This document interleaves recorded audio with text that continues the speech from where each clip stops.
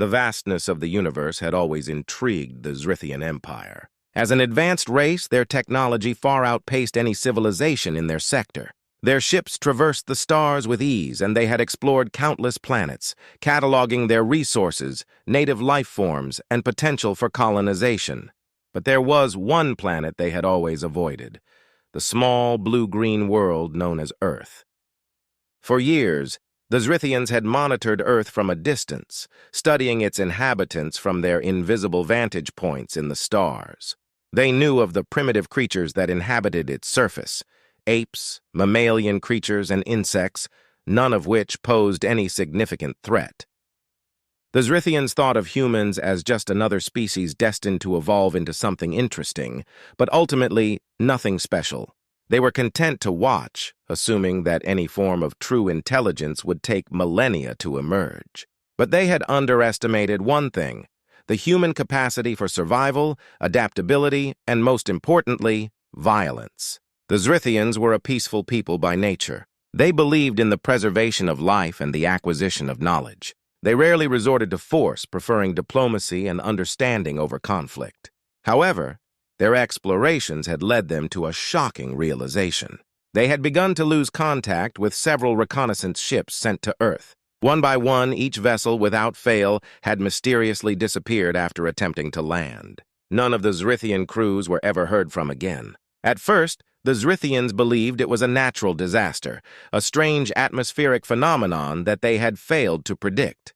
But as their surveillance of Earth deepened, they began to see patterns. These disappearances were no accident. Someone, or something, was actively hunting them. The Zrithians were confused. Their ships were well armored, capable of withstanding most forms of weaponry. But they had been taken out with precision. And the creatures on Earth, the humans, they had no advanced weapons. Their technology was still in its infancy compared to the Zrithian Empire. How could they possibly be a threat? Determined to solve this mystery, the Zrithians decided to send a reconnaissance team. This time, however, they would be more prepared. They deployed a squadron of highly trained soldiers equipped with cloaking devices and state-of-the-art weaponry. Their mission was simple: land, observe, and neutralize the threat. As their craft descended through Earth's atmosphere, the Zrithians marveled at the planet's beauty. Vast oceans, sprawling forests, and towering mountains dotted the landscape. The diversity of life was impressive, yet the creatures they had studied from afar appeared to be nothing more than primitive mammals, with the humans being a curiosity at best. They had no idea what was waiting for them. The Zrithian soldiers landed in a dense forest, their cloaking devices activated. They spread out in formation, surveying the area. The forest was eerily quiet, and the only sounds were the distant calls of wildlife. As they moved deeper into the woods, they began to notice something unsettling: footprints. The prints were large and human-like, but something was off about them.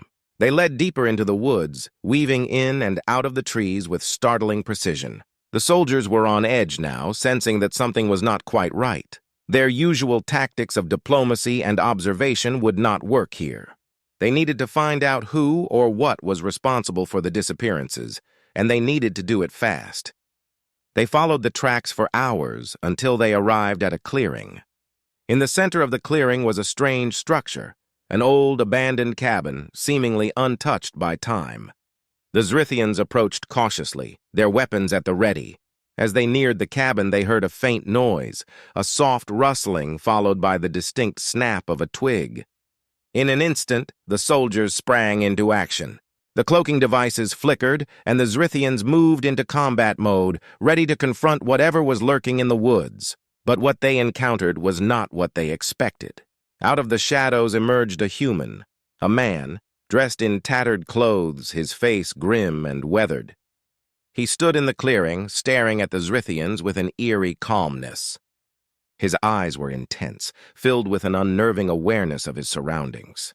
In his hand, he held a large, crude weapon, a hunting rifle.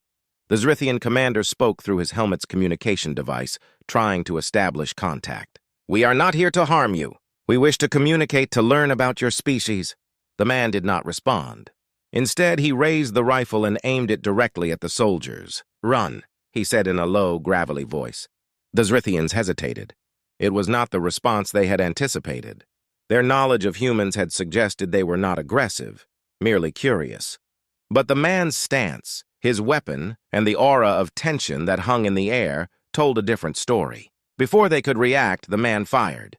The shot rang out with terrifying precision, striking the nearest soldier square in the chest. The soldier's cloak shimmered as the bullet punctured his armor, and he fell to the ground, dead. The other Zrithians reacted in unison, attempting to use their advanced weaponry to defend themselves. But the man was fast, moving with terrifying agility. He disappeared into the trees, firing more shots from cover. Each bullet found its mark with eerie accuracy.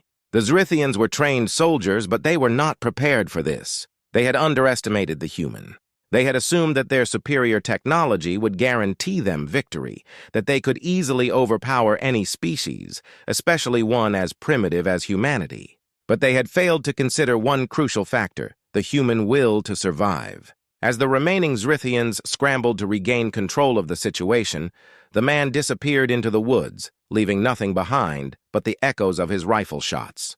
They were left to contend with the horror of the realization. They were not the apex predators here. In the end, the Zrithians learned the hard way that humans, despite their relatively primitive beginnings, had evolved into a species that was unparalleled in its ability to adapt, fight, and survive. Their ability to think, strategize, and wield weapons with deadly precision made them the true rulers of Earth. And the Zrithians, for the first time in their long history, understood why humans had earned the title of apex predators.